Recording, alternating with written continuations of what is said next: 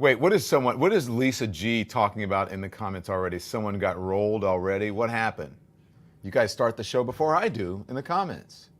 Wait, can't you wait for me? I'm kidding. Good morning, everybody. Good morning. I'm so happy that yes, Norman. Lisa said Norman. I don't know who Norman is, but oh well. I hope we got Kleiber back or whatever, Kleiber. I deleted him by accident. Sorry, Kleiber. Okay, good morning, everybody. Where are you guys watching from? Where are you streaming from this morning? Where are you subscribing from this morning? Make sure also, I want to tell you guys, you subscribe. Subscriptions are free. We have so many viewers who watch us, like thousands and thousands of viewers who watch us, and they're not subscribed. So if you're watching and you haven't hit the subscribe button, you have to do it now. You need to do it now and tell all your friends, subscribe. It's free. Just hit the subscription button, subscribe. That's it. So good morning. A double agent says D. Dwyer. Wow, good morning. Good morning from New York. Florida, how are you doing today with the storm bearing down on you? I hope that you guys have gotten out to safety. Belgium, Alberta, Canada, Nebraska, the Finger Lakes, Louisiana, Chicago, Chesapeake Bay, North Carolina. Oh, wow. Flying by Richmond, Virginia, Sacramento, California, Turlock, California. A lot of Californians. It's 7 a.m. You guys are early. Orlando, Florida. Orlando, how's it going? What's going on there? Orlando, you're kind of in there. You're kind of in the zone. Chattanooga, Tennessee, the Bay Area in California, Omaha, Nebraska, Nebraska Realtor. I hope you're selling some real estate. Ontario, Canada, Pennsylvania, a battleground state, Virginia Beach, Jersey, Boston. Hello to everyone. I'm just calling you out because I'm so happy that you're here. I'm so happy that London. Hi, Reese Roberts from London. So good on you guys. Good on you guys. We have so much to talk about. Vero Beach, Florida. Florida, I'm worried about you. I'm worried about you guys. So thank you. It's a chilly day here in New York City. I'm not sure what it is where you guys are, but it's a little chilly here. We're at 58 degrees in what we call the Flatiron District here in New York City, which is where we are. So great. Oh, St. Croix. Wow. Good morning from the Virgin Islands. All righty. Lots to talk about. Did you guys see the Vice President? Excuse me, everyone. On 60 Minutes, a special edition last night, which we're going to talk about. But by the way, I was watching 60 Minutes with Tim last night. And we were watching CBS, and then right after 60 Minutes, did you guys notice what came on? What came on? It was The Price is Right. And then during The Price is Right, there was a commercial for Oprah doing an interview with, I forget who she's doing an interview. I think the Presleys, like the Elvis Presley's family. So it was 60 Minutes, The Price is Right, and then Oprah. I swear, I was like, have I gone back to 1990s, like, two?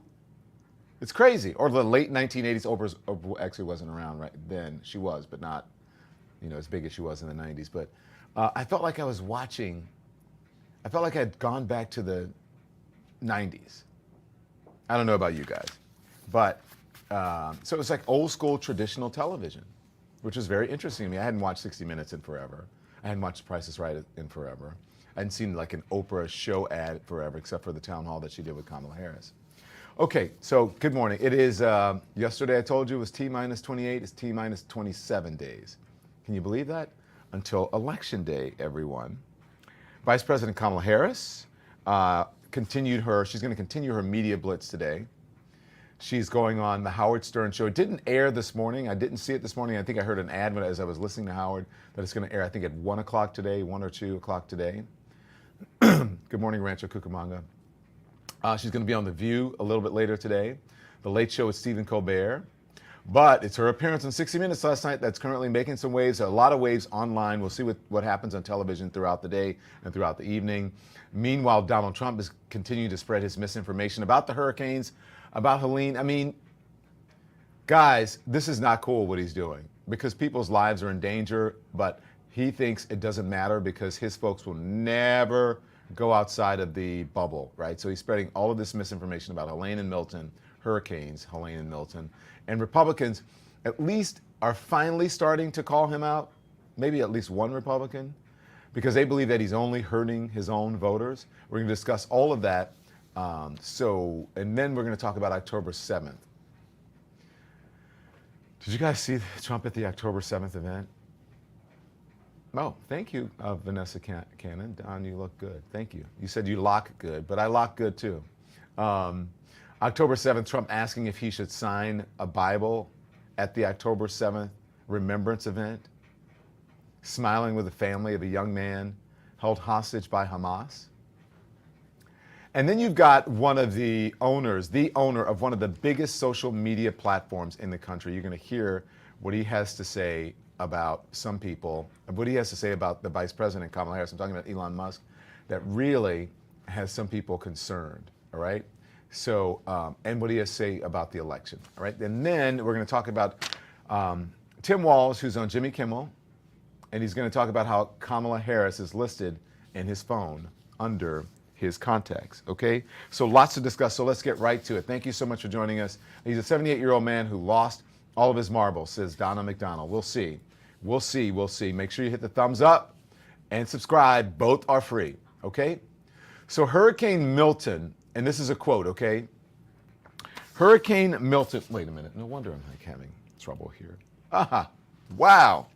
All of a sudden, the world is clear that I put on my glasses. Hurricane Milton has, quote, explosively intensified in the Gulf of Mexico as it continues on its path toward Florida. Milton underwent rapid intensification from a tropical storm on Sunday morning to a Category 5 hurricane. It did that in just 24 hours. Early on Tuesday morning, it was back down, though, to a strong Category 4. However, despite the category decrease, like you think that's a good thing, it's not, because it has doubled in size. And that is a development that is, in some ways, worse than a smaller Cat 5 storm. That's according to the FEMA director, Deanne Criswell. So let's talk about that, okay? Because we got the hurricane. And there are some major issues, obviously, with the hurricane. People are concerned about that. People are in the zone. Let me know in the chat if you are in the hurricane zone, okay? So let's start with the vice president, though. That's where I want to begin. The Vice President Kamala Harris was on 60 Minutes last night discussing a whole host of issues. As you know, she has been getting all of this criticism, a lot of it, or just people, and some of it constructive. Let me just be honest, some of it constructive about her needing to get out there and people getting to know her, because when you talk to people, they say, hey, I want to get to know her. I don't know her that well. And everyone, a lot of people say, well, she was the vice president. How could you not know her? Well, she was a vice president, and part of the vice president's role is to be in the background, is not to make noise or make waves. And so a lot of people feel that they don't know her, okay? And others want her to be stronger on issues and in interviews and policy or whatever. I'm just saying what's out there, okay? So let's talk about her on 60 Minutes. First of all, she discussed the moment on the Oprah Town Hall where she talked about owning a gun, and if you were going to go into her house, that you're going to get shot. Well, she gave some specificity about the Second Amendment and about what kind of gun she actually owns. Here it is. Recently surprised people when you said that you are a gun owner, and then if someone came into your house... That was not the first time I've would talked get about shot. it. That's not the first time I've talked about it. So what kind of gun do you own, and when and why did you get it? I have a Glock, and I've had it for quite some time. And I mean, look, Bill, my background is in law enforcement. And so there you go. Have you ever fired it? Yes. Of course I have. At a shooting range. Yes, of course I have. What's wrong with that? What's wrong with that? I'm not a gun owner currently, but I was a gun owner. I've been a gun owner in my life. Lots of folks in my family own guns, right? She owns a gun. She says she owns a Glock. She said it's not the first time she's talked about it. By the way, she is in law enforcement. So she says if you come in her house and you're not supposed to be there and you're trying to harm her, you're going to get shot. Now, she got criticism for that. Those on the right were like, oh my gosh, I mean, I can't believe that she said that, when they're actually supposedly advocates of the Second Amendment. And then the folks on the left were like, okay, I believe, and well, she did get some criticism on the left, like, why is she advocating guns or whatever? But most people said, you know what, right? Vanessa Cannon, right?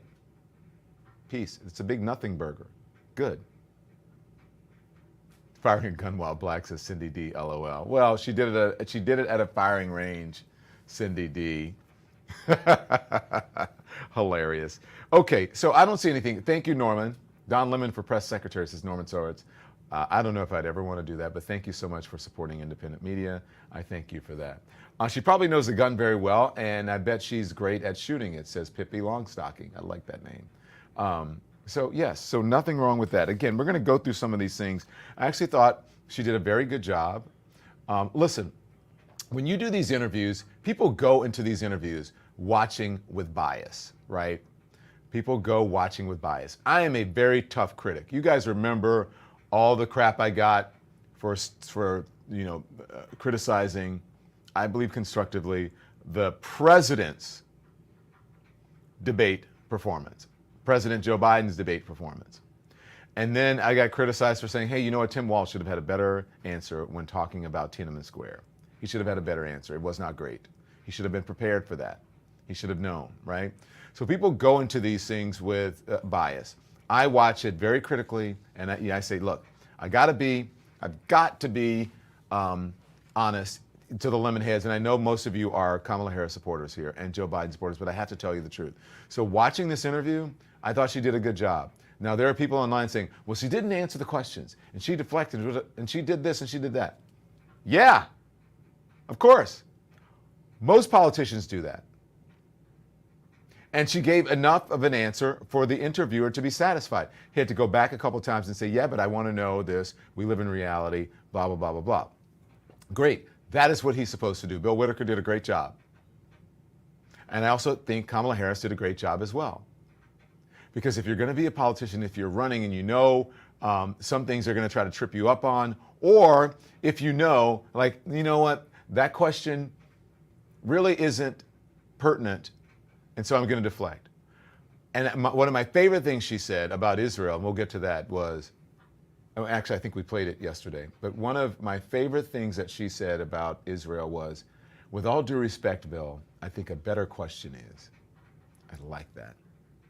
That's the way to do it, because if I was in an interview and someone did that and said, with all due respect, Don, and then I would let them answer. And then I would say, with all due respect, Madam Vice President, I understand what you're saying, but I think my question is also important. So if you could just answer it, right? There are ways of doing it, and I think she actually did a good job. And I think she did a good job on the gun thing. She was light. It was a little light. She made light of it, like it's not serious, like, and I think that oftentimes you get your point across with humans. I mean, humor, also with humans. Good morning, Julia Shaw. I see you. Good morning. Thank you for wishing me a good morning. Okay, she answered questions and moved on, says J.D. Bambara. She did. She didn't answer directly all the time, but again, I think she did a good job. And if you listen, let's talk about the reality in all of this, okay? The reality in all of this. You got two people in this race. I know that Jill Stein would beg to differ. I know that Cornel West would beg to differ, but actually you have two people in this race, okay? And the two people in this race are Kamala Harris and Donald Trump. Now think about how Donald Trump answers questions. Now we're just putting this in the context of the two people who are running. Donald Trump often deflects. He has word salads. He answers what he wants and he doesn't. He gets belligerent with the interviewer. He lies about the interviewer. When he doesn't like what's happening, he starts to say that you are, biased and you whatever. She didn't do any of that. Okay? So the folks on the other side have no room to say she didn't answer or there was a word salad. Or look at what your guy is doing. So in this case, I think focus on your guy. Thank you, Nappy Chow, in the chat. We have so many people watching and the likes are not matching. The math is not mathing on the likes. Okay, so let's go on because she did talk. This question was, I think, the very important question. This is where he followed up and this is where she went back, she pushed back, and I thought it was a very good exchange. what James Carville always said, it's the economy, stupid. And I think that still holds true. So she was asked about the economy, and here's what she had to say. That plan is about saying that when you invest in small businesses, you invest in the middle class, and you strengthen America's economy. Small businesses are part of the backbone of America's economy. But pardon me, Madam Vice President, the question was, how are you going to pay for it? Well, one of the things is I'm going to make sure that the richest among us who can afford it pay their fair share in taxes. It is not right that teachers and nurses and firefighters are paying a higher tax rate than billionaires and the biggest corporations.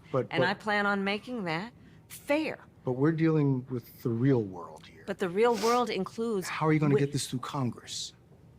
You know, when you talk quietly with a lot of folks in Congress, they know exactly what I'm talking about because their constituents know exactly what I'm talking about. Their constituents are those firefighters and teachers and nurses. Okay, so I thought, look, she pushed back. I thought when he said the thing where she said in the real world, I would have continued to go on and then answer the other thing, okay? Now, there was someone, Paul says, Don Lemon, I disagree. I think smiling when asked a difficult question is a big tell. She always smiles when asked an awkward question. That's a tell. She smiles all the time. That's the thing. And listen, I got to tell you, I have been on a stage with her. I'm sure you've seen all of the Trump ads where I was questioning her about convicted criminals being able to vote, right? And she gave an answer, and the Trump are hitting on her. And then there are other, I think I did 2 town halls with her, or maybe even more town halls with her when I was at CNN. So she's formidable on that stage. She smiles a lot, but she's formidable. I understand what you're saying, but lots of times when you're in a situation like that, and I'm just going to tell you because I've been on both sides, and you're talking and someone else interrupts you, like you're saying, well, listen, let me tell you, and they jump in, you go, okay, but, right? And so that's sort of a natural thing that people do. I get what you're saying, but that's just kind of that's part of her personality. You never really see, even when he cannot answer a question, do you see Donald Trump smile? No, he's like this. Oh, you're just a mean, you're a nasty person. If Bill Whitaker had interrupted Donald Trump like that, excuse me, you're nasty, you're mean. Tell me I'm wrong. How do I know? Because I've interviewed him many times. Excuse me. That's what he does. Kamala Harris didn't do that. So because she's dignified and she smiled, that it's a tell? Come on. Nitpicky. You're being nitpicky. You are being nitpicky. I'm just saying. Okay, I thought she answered that question pretty well. Now, the question that I really liked was where she said the truth, okay? She did great, says Bettina Lester. Nothing wrong with smiling, says Claire Tolliver. I agree. Okay, but I think that she told the truth on this, a truth that the other side needed to hear. But I don't think there's much convincing at this point. I think both sides are baked in. No matter what he says, no matter what she says, I think both sides are baked in on this stuff, okay? So when asked about Trump and why he wasn't sitting down for an interview, she came up with, I believe, was one of the best answers of the interview. Here it is. You are sitting here with us. Mm-hmm. The Trump campaign canceled an interview that they had agreed to participate in this broadcast. What do you make of that?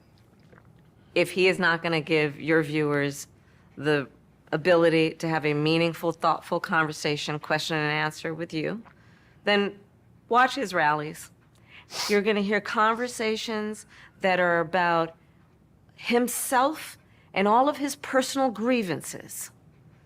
And what you will not hear is anything about you, the listener. You will not hear about how he's going to try to bring the country together, find common ground. And Bill, that is why I believe in my soul and heart the American people are ready to turn the page. Okay. So I agree. Let me tell you something. Am I a little bit concerned about the polls? Yes. Does everyone have election anxiety? Yes. But here's what I believe. I believe she's right on that point.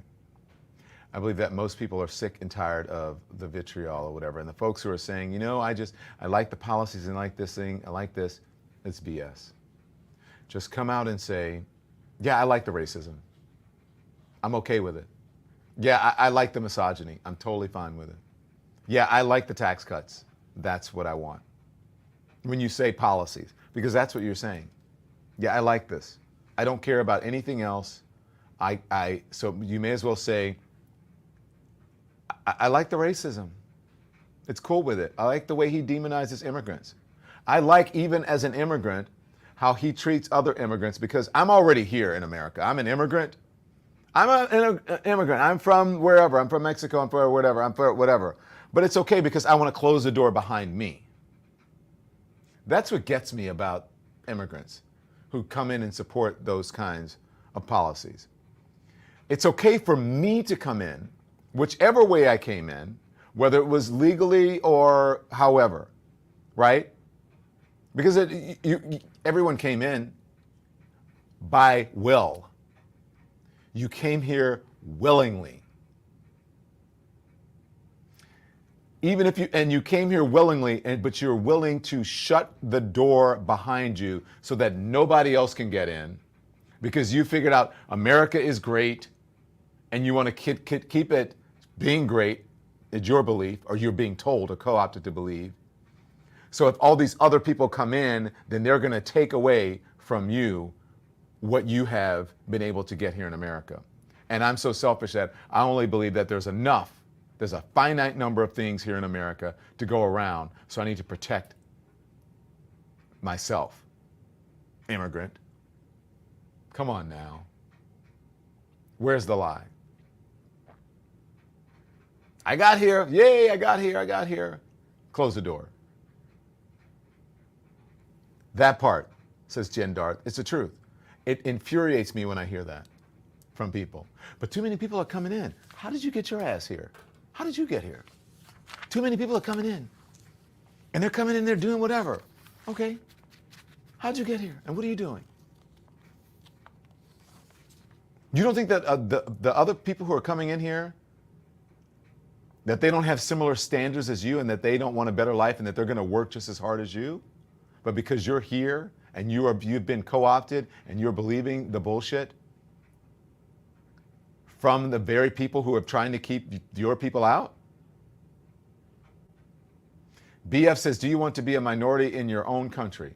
I am a minority in my own country. Already. I'm a minority in my own country. I'm already. What's wrong with being a minority? There's nothing wrong with being a minority if all things are equal.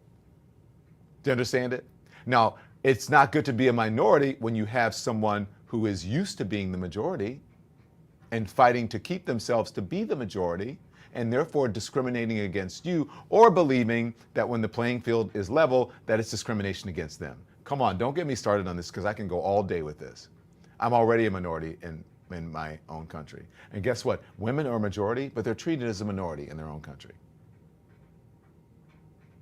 So don't give me that BS about, do you want to be a minority in your own country? Already a minority. And there's nothing actually wrong with being a minority. If everyone has the same rights and it's equal among all people, there's nothing wrong with being a minority. That is what people need to get into their heads.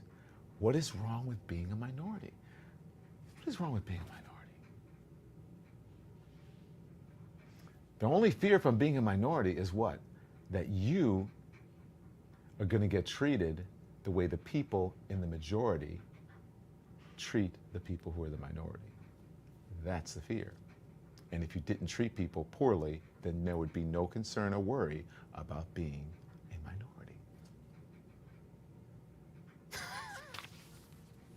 Come on now. Hang on. Think. Critical thinking. That's how you become part of a cult. A MAGA cult is believing bullshit like that. Here's the thing that I want to say. This is someone who I think brings up a very good point. Oh, man, I think I missed it. Okay, no, it was Chris Bono. I got this one. It went away, but I know what he said.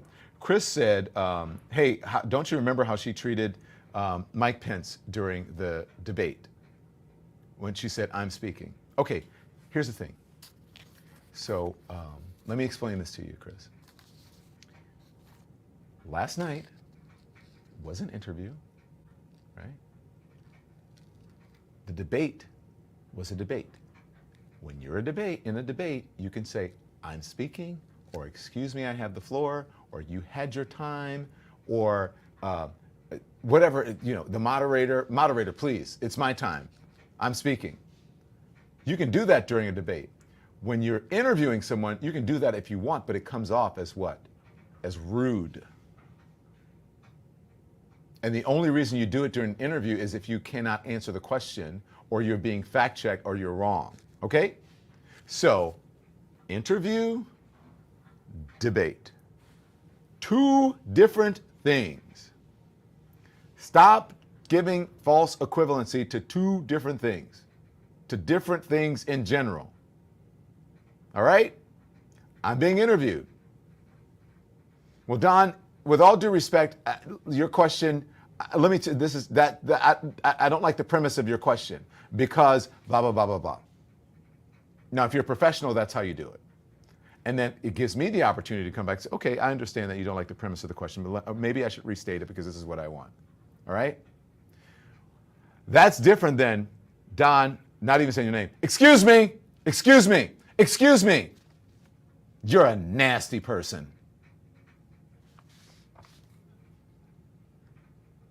When have you ever heard Kamala Harris or Joe Biden tell someone you're a nasty person during an interview? When? Chris? Show me some evidence. When?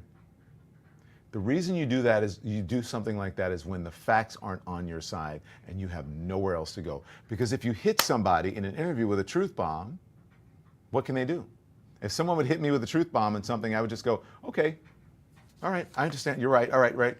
You're right about that. You're right about that. So let's move on to talk about this. No, I get you. No, you're right. We can move on. But if you come at me, excuse me, you're nasty, I'm going to be like, wait, whoa, what nasty? Why the personal attack? I'm sitting here and I'm asking you questions. So, I like, come on, in the comments. Let's go. You want to go about this? You want to keep going? So this is the reason. So, everyone keeps pushing Kamala Harris to do more interviews. She's got to do more interviews. That's criticism. Look, on the right, they're doing it because it's a talking point and they just want to push against the vice president. They want some fodder for criticism. And those on the left, I do believe that there is a legitimate reason that they want to hear more from her. They want to see her to seem stronger. They know that she's a tough interviewer. She's a prosecutor. Like, put her out there. Let her do it. They like her personality, right? So there are two different things here. Now remember, every presidential election season, they ask both candidates to come on 60 Minutes and do an interview. By the way, 60 Minutes is like the pinnacle of interview shows, right? If you do those sort of interview shows, right? It's all changing now. The media's changing, whatever. But it's the vaunted 60 Minutes. So they ask every season. And Donald Trump keeps saying, she's not doing an interview, blah, blah, blah. And then I haven't seen him on CNN. I haven't seen him on MSNBC. I haven't seen him go on shows that aren't partial to his political leanings, right? To his MAGA cult sort of folks. So he's criticizing her for not doing an interview, but then he turns down a 60 Minutes interview. And then he lies. He goes, I don't want to go on 60 Minutes because they're biased and blah, blah, blah, blah, blah. 60 Minutes opening up last night with the fact check about why Donald Trump isn't there and what they extended to him. Here it is. Been a tradition for more than half a century that the major party candidates for president sit down with 60 Minutes in October. In 1968, it was Richard Nixon and Hubert Humphrey. This year, Vice President Kamala Harris and former President Donald Trump accepted our invitation. But unfortunately, last week, Trump canceled. The Trump campaign had told us that the interview would be this past Thursday at Mar-a-Lago. They also asked us whether we would meet 78-year-old Trump in Butler, Pennsylvania, where he was grazed in an assassination attempt. We agreed. On September 9th, Trump's communications director, Stephen Chung, sent a text that read, quote, "I'm working with our advance team to see logistically if Butler would work in addition to the sit-down." Sit-down meaning the interview in Florida. Days later, Chung called to say, quote, "The president said yes." Then, a week ago, Trump backed out. The campaign offered shifting explanations. First, it complained that we would fact-check the interview. We fact-check every story. Later, Trump said he needed an apology for his interview in 2020. Trump claims correspondent Leslie Stahl said in that interview that Hunter Biden's controversial laptop came from Russia. She never said that. Trump has said his opponent doesn't do interviews because she can't handle them. He had previously declined another debate with Harris, so tonight may have been the largest audience for the candidates between now and Election Day. Our questions addressed the economy, immigration, reproductive rights, and the wars in the Middle East and Europe. Both campaigns understood this special would go ahead if either candidate backed out. Well, and it did go ahead last night. Donald Trump backed out and yet is still criticizing Kamala Harris for not doing interviews when he won't do an interview, when he backed out.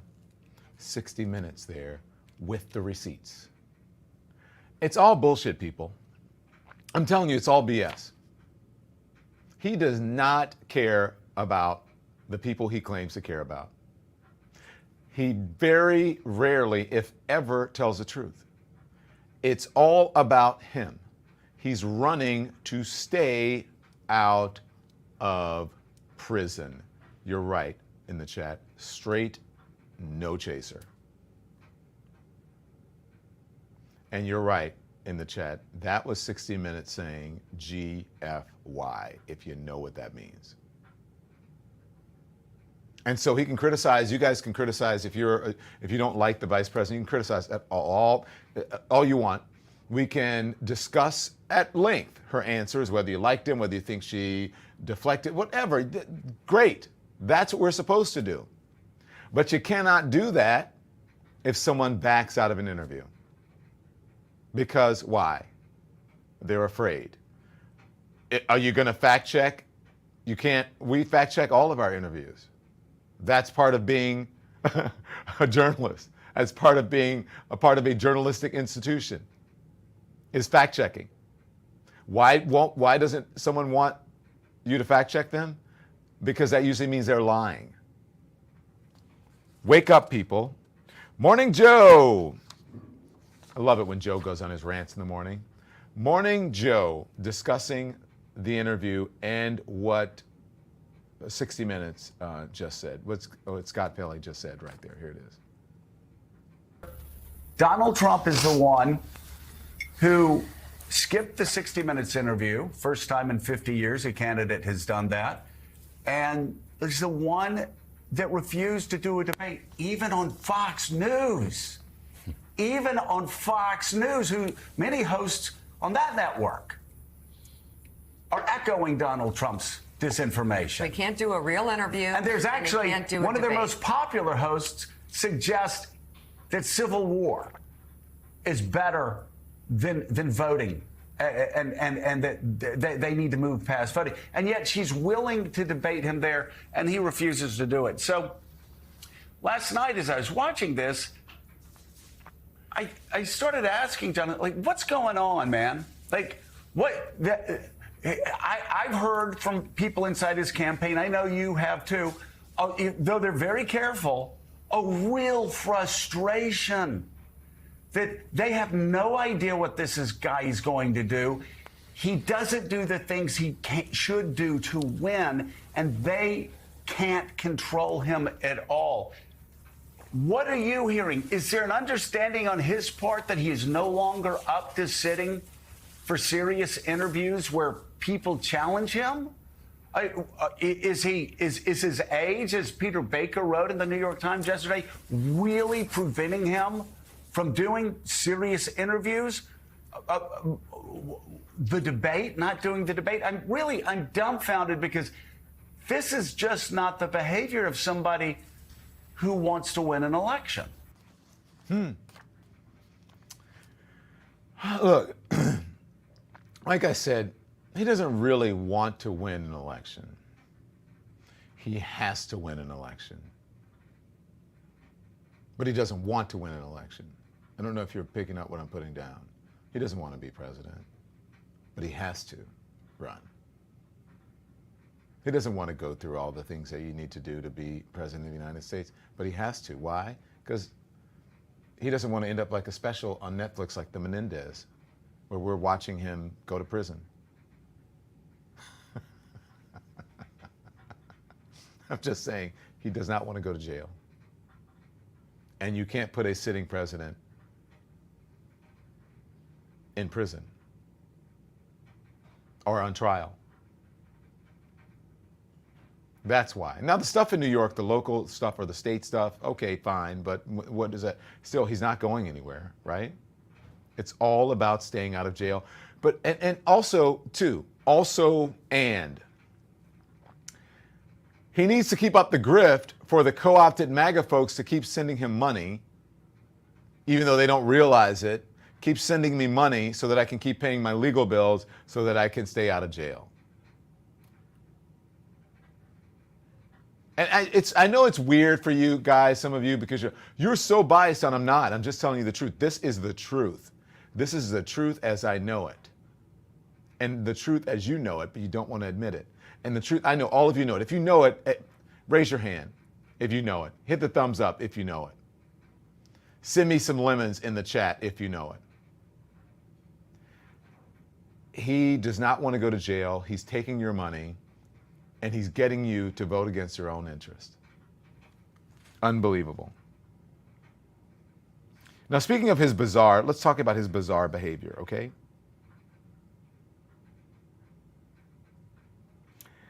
Trump was at this October 7th event yesterday, and he's facing some backlash after he was seen smiling while holding a photo of a man who Hamas had kidnapped on October 7th. Thank you for all the lemons. Look, there he is smiling. What? What? You can take the picture, but like, why do you have, okay.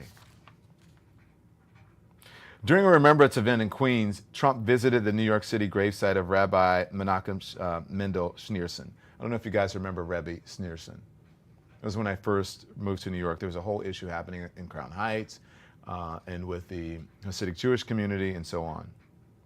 According to a social media post from Ben Shapiro is the former, according to Ben Shapiro, the former president also visited with Yael Adi and Roy Alexander, whose son and brother, Aidan, an American citizen, is still held captive by Hamas. Shapiro's post included a photo of Trump smiling while holding a kidnap poster with a photo of one of the victims. Later, he was caught on camera offering to sign a Hebrew Bible, an offer that was obviously refused. Here it is. Yeah, can I take that?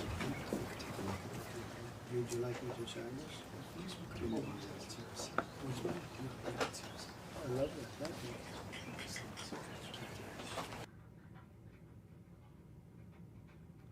Would you like me to sign it?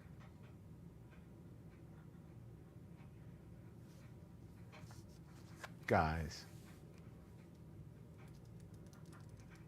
come on.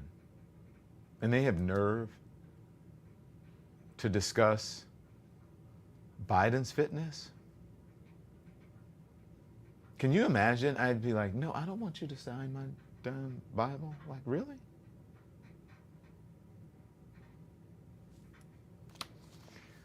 Ethnic notion, it's not a, it's a sweater. with a mock tie, whatever. Anyway, thank you. How do I look? I'm good, right? Wow. Okay, so listen, also over the weekend, now, as you guys know that, I interviewed Elon Musk. I'm also in active litigation with Elon Musk. So, just to preface that. But I think there's something that you need to see and that you need to know, and you can make up your mind about it, right? You remember the old Fox News saying, we report, you decide? I'm going to report it, you decide it. So this is over the weekend. This is Elon Musk at a Donald Trump event over the weekend. Which is like nobody's even bought. No, that Company is the only reason we can now send America astronauts into space. Take over, Elijah.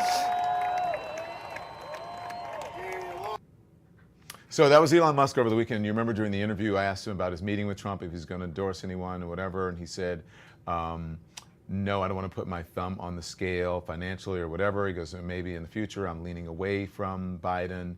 But now clearly he has supported the former president, and he said also saying that he was dark MAGA, which means he's part of the MAGA movement, right? So he says he's dark MAGA.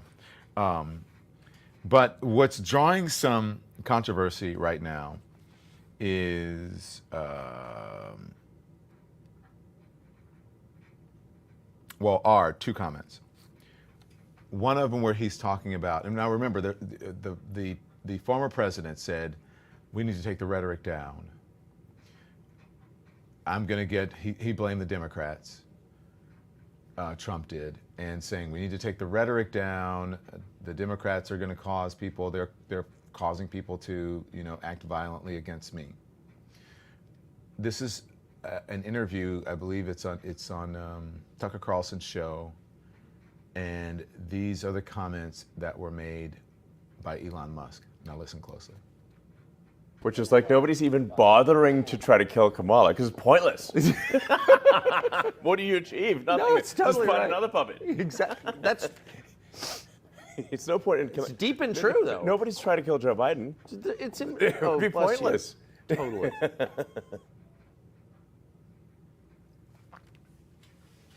Okay. He said nobody's trying to kill Kamala Harris. It's pointless. Nobody's trying to kill Joe Biden. It's pointless, or you don't need to, or something like that. Now, to me, I don't know if they were rolling. I don't know if Tucker, it pulled a fast one, because it looks like they were setting up for an interview. So I don't know if he even realized that they were recording and they were going to use that, but it's out there, okay? And then the other thing is, so you make up your mind about that. I'll let you make up your mind about that. And then the other thing he says, because he's throwing all of his support behind Donald Trump. And remember what he told me, he's not going to support anyone, at least then. So, times have changed. This is what he says is, if I think Tucker asks him, what are you going to do if Trump loses? Or something like that, watch. Loses, man. What? You're fucked, dude. I'm fucked.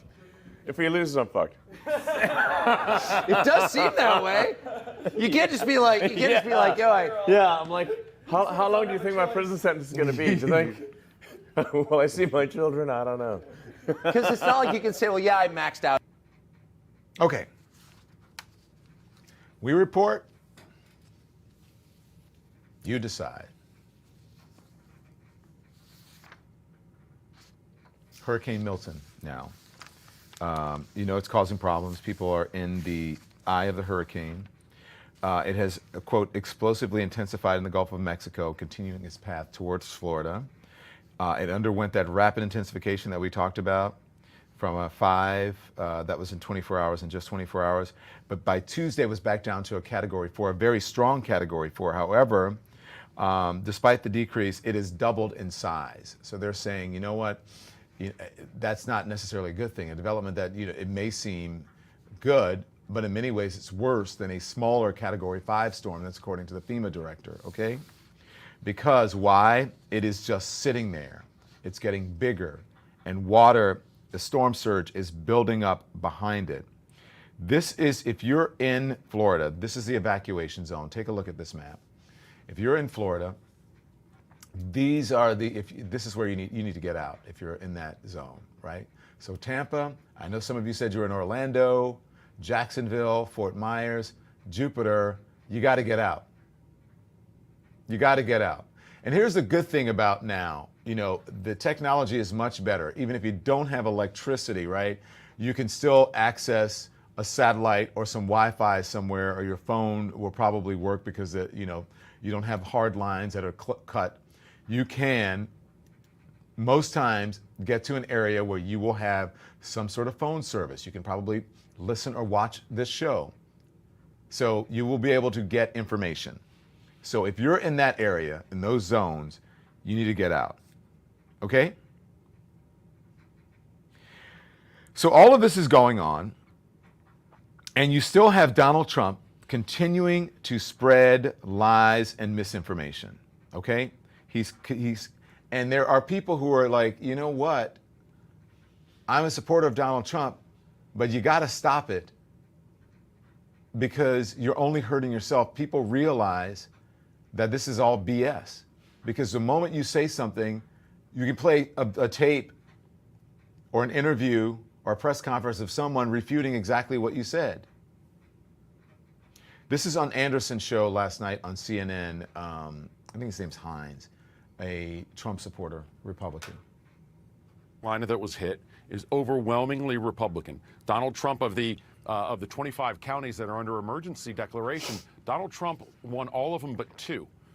You know, there are about 185,000 more Republicans than there are Democrats in this issue, or in that area. So by spreading this misinformation, you're hurting your own voters first. And we know Donald Trump takes his people sort of as a special case. He's damaging them for his own political goods. That's more. Okay, he's damaging them for.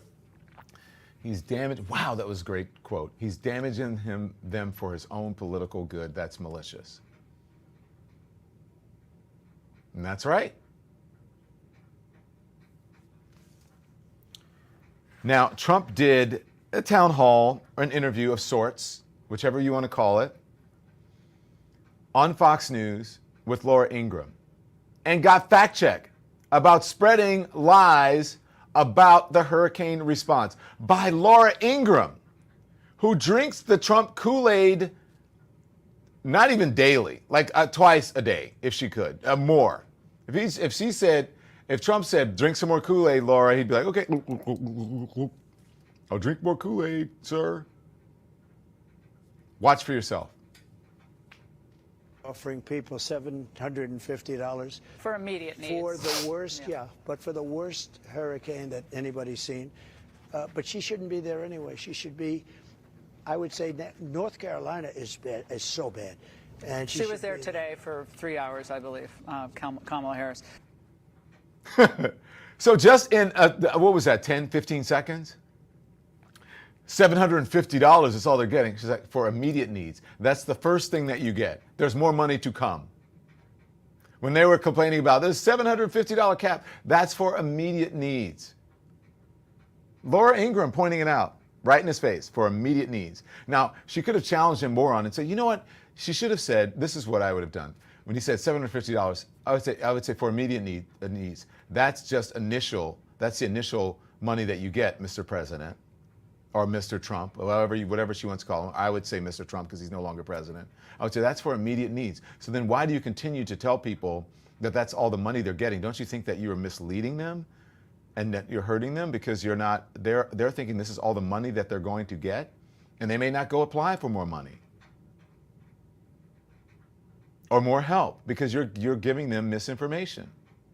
You're a nasty person. That's probably what he would say to me. That's why he won't give interviews except for people like Laura Ingraham, right? So she just says it and she just lets him go on, right? So it kind of sneaks by. It's soft pedaling. But she still did it. And then she said, oh, she's in North Carolina. Why isn't she in North Carolina? She was there today for 3 hours. And then she was in other areas before, handing out food, right? And speaking to FEMA and emergency workers. There's up to $4,200 available for assistance per claim. Or was that 42,000? 42,000. Getting fact-checked by his own people. Now, the other thing that's gotten me is this. Ron DeSantis, who is the governor of Florida, he hasn't taken a call from the vice president. Now, the vice president spoke about it. He also spoke about it. I don't know if you guys have his response. If you have it, I think he was on Fox News. He was asked about it. Find it. But if not, I can explain what he said. Let's play the vice president talking about Ron DeSantis refusing to take her calls. Governor DeSantis, NBC is reporting Governor DeSantis is ignoring your calls on hurricanes, resources, and help. How does that hurt the situation here? You know, moments of crisis, if nothing else, should really be the moment that anyone who calls themselves a leader says they're going to put politics aside and put the people first. People are in desperate need of support right now, and playing political games with this moment in these crisis situations, these are the height of emergency situations, is just utterly irresponsible, and it is selfish, and it is about political gamesmanship instead of doing the job that you took an oath to do, which is to put the people first. Yeah, right. I would have just said, Ron DeSantis can take my call if he wants to or not. That's up to him. I'm here to offer assistance as the sitting vice president of the United States, and I think it is sad and beneath the dignity of a sitting governor to play politics in a time of need when so many people are hurting, and there is another hurricane threatening, coming right behind the one that just left all the devastation. Boom, thank you, and I would have walked away. Now, Ron DeSantis, I don't know, do we have Ron DeSantis or not? If we don't have Ron DeSantis, I'll just explain. If we have it, just play it. Ron DeSantis is saying, you know, I'm keenly focused on the people of Florida and doing this, and I haven't spoken to her and the entire time she's been vice president. She hasn't called me, blah, blah, blah, blah, blah, blah, blah.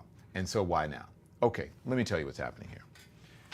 Ron DeSantis saw the Chris Christie playbook. He knows what happened with Chris Christie when there was when Sandy hit, and Chris Christie, you know, shook hands with Chris Christie as governor, and Chris Christie never recovered from that. Ron DeSantis is no fool when it comes to that. Also, Ron DeSantis is saying, you know, I didn't know that she called. I'm making all kinds of excuses. You know when the vice president calls. You know, you have enough people around you who can tell you and will say the vice president is on the phone or the vice president called. You know, you get a 202 that says White House. You know, because she's not going to call from a cell phone. And let me tell you how it works.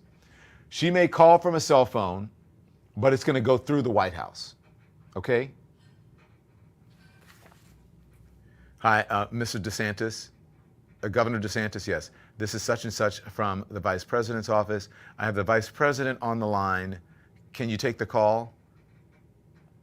Okay, I'm putting her through. Okay, no, you won't take the call. That's how it happens. I've had many a times, even when Donald Trump has called me. Hey, Donald Trump is going to call you in a couple of minutes. Okay. Hello, hello. Hi, this is this is before he was president. Hi, Don. This is, what was her name? I forget her name. Calling from Donald Trump, the Trump Tower, whatever.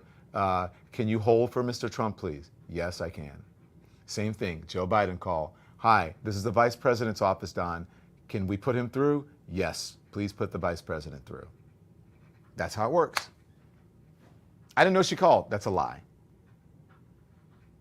That part, lie. You knew. And the thing is that, okay, maybe she hasn't called you since she's been vice president. But when have you had a hurricane that's had this much destruction?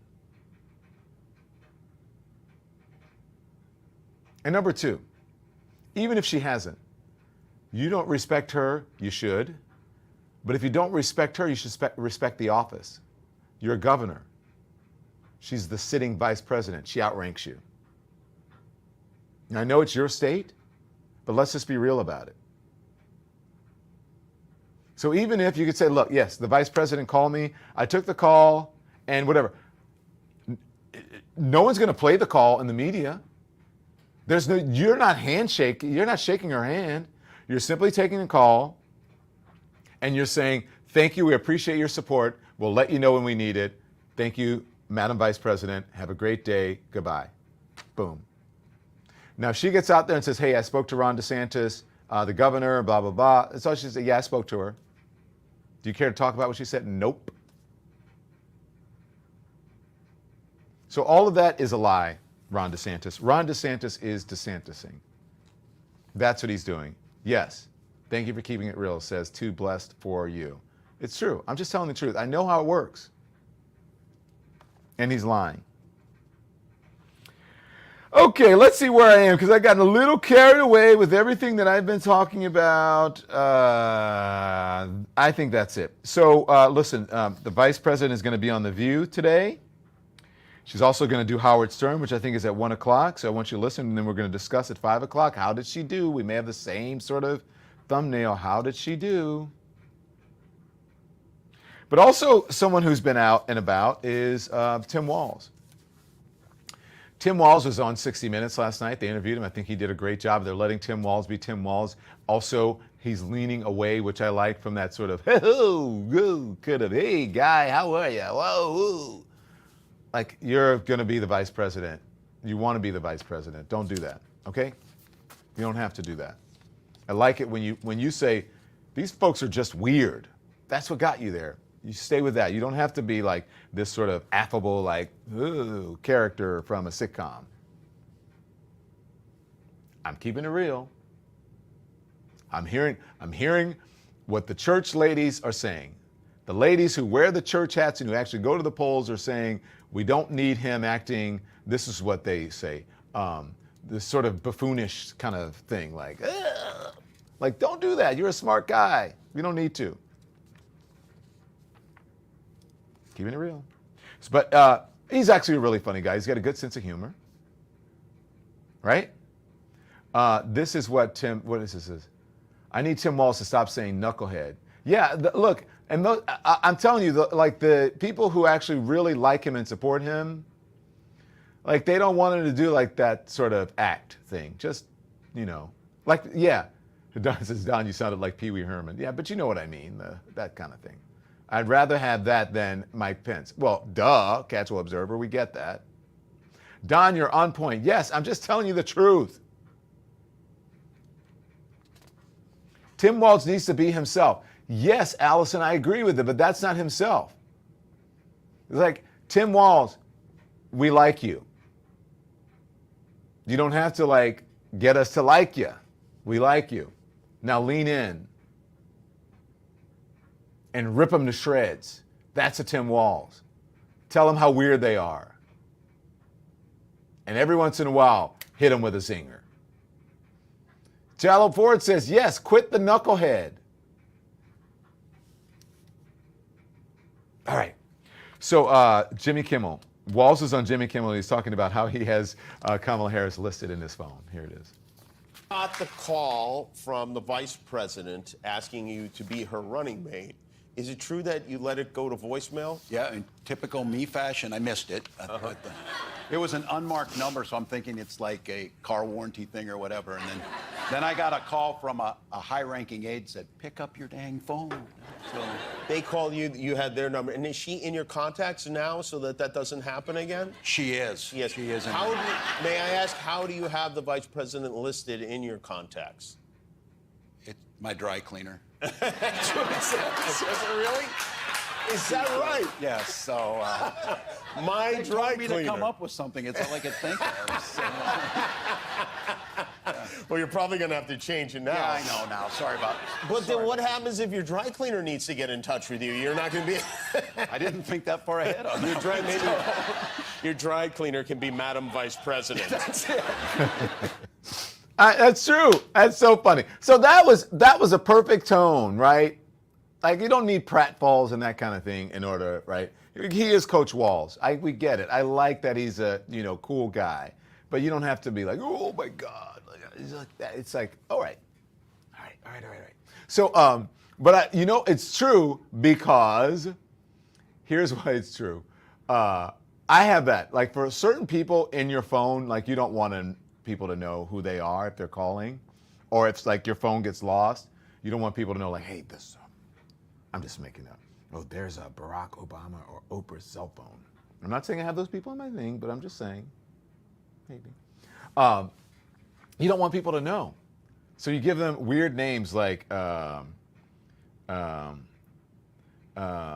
What is it? Instead of like Bama dude, you do like Bama dude instead of Obama, right? Because it's close enough, and you're like, oh, I'm just saying, making stuff up. But that's what people do when they have like high-profile people in their phone, or people they don't want calling. You don't want to be like in the middle of something, and then all of a sudden it says, Donald Trump, and you're like, people are like, is Donald Trump calling you? Right? You'd be like, T Daddy or something. You know what I mean? So people will know, right? That's all. That's all. Oh, and by the way, can I say before we get out of here, rest in peace, Cissy Houston. Cissy Houston, the mother of Whitney Houston, died yesterday. And here's the thing. It's really it's the end of an era for the Houston ladies because Cissy Houston has passed, her daughter Whitney has passed, and her granddaughter has passed as well, Bobby Christina. And so it's really sort of sad that has happened. And we all got to go, but rest in peace, Cissy. By the way, if you guys don't know about Cissy Houston, talk. You think her daughter was accomplished? She was. I mean, Whitney Houston was beyond, but she was a superstar. But Cissy Houston, iconic. One of the most iconic voices ever, and one of the most successful background singers ever. Gospel singers, background singers. There probably isn't a song or band like from the 60s, I think probably from the 50s, 60s, and 70s, 80s, whatever, that Cissy Houston did not sing background for. She even sang background, I think, for Aretha Franklin and just everyone, for Elvis. If you watch an Elvis doc, you watch an Elvis concert, listen in the background, Cissy Houston's there. Where do you think Whitney got it from? From Cissy Houston. And so my prayers are with the family, my thoughts are with the family, and also with her cousin, Dionne Warwick, who, by the way, I just want to tell you, I'll tell you later, but Dionne Warwick, I'm doing something with Dionne Warwick, I think in a couple days, or a couple weeks. Anyways, there you go. Rest in peace, Cissy Houston. Make sure you hit the thumbs up. Make sure you hit the likes, subscribe. As I said, it is free. And then we'll see you at 5 o'clock, and we'll talk about how the vice president did on The View and also on Howard Stern. And then tomorrow we can talk about Stephen Colbert because it runs later on tonight. Have a great day, everyone. We'll see you later, live at 5. Thanks for watching, everyone. Make sure you hit the like button. It helps us with the algorithm. And also, we'd love for you to become a subscriber. So hit that button, too. We're live every day at 10 a.m. Eastern Time and 5 p.m. Eastern, so there's plenty of content